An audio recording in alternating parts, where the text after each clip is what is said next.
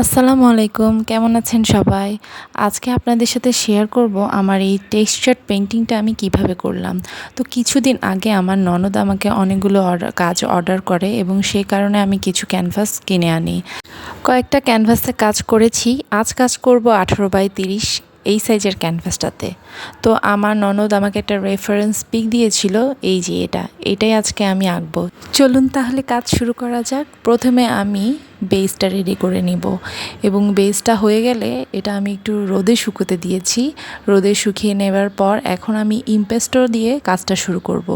তো কয়েক মাস আগে আমি ইমপেস্টরটা কিনেছিলাম। দোকানদার আমাকে বলেছিল, আপু টেক্সচারের জন্য এটা খুব ভালো হবে। তো আমি ওনাকে বিশ্বাস করে নিয়ে ফেলি। তো এখন আমি ইমপেস্টরটা দিয়ে কাজ শুরু করব। হালকা করে একটু ড্রয়িং করে রেখেছিলাম। এখন এটার উপরেই আমি পলিথিনে যে ইমপেস্টোটা নিয়েছিলাম সেটা দিয়ে আস্তে আস্তে ড্র করে নিব। আর এই তো দেখুন আপনারা কীভাবে করছি। এই যে প্যালেট নাইফটা, এটাও আমি কিনেছিলাম, এটাও ইউজ করা হয়নি, আজকে এটাও ইউজ করব।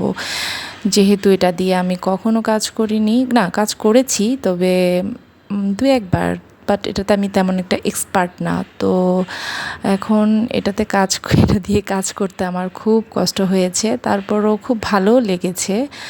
তো এই যে আমি ডাল ফুল এগুলো এটা দিয়ে করে নিচ্ছি। কাজ করা হয়ে গেছে। তো এখন এটা আমি শুকোতে দেব। টেক্সচারটা কেমন এসেছে এটা আসলে আপনারাই বলবেন। শুকানোর পর এটাতে আমি কাজ করতে পারবো। তো এই যে দেখেন শুকিয়ে এসেছে। শুকানোর পর এটা অনেকটা ট্রান্সপারেন্ট হয়ে গিয়েছে। আমি ভেবেছিলাম এটা হোয়াইট কালার হবে, বাট এখন আমাকে আলাদা করে এটার উপর আবার কালার করতে হবে। তো কালার করার জন্য আমি মন্টমার্টের হোয়াইট কালারটা, অ্যাক্রিলিক হোয়াইট কালারটা ইউজ করেছি। তো আমি হোয়াইট কালারটা উপরে করে নিচ্ছি। কালার করার পরে এটার ফাইনাল লুকটা আমি বুঝতে পারবো। তো এই যে দেখেন কালার করা হয়ে গেছে, কালারটা শুকিয়েও এসেছে।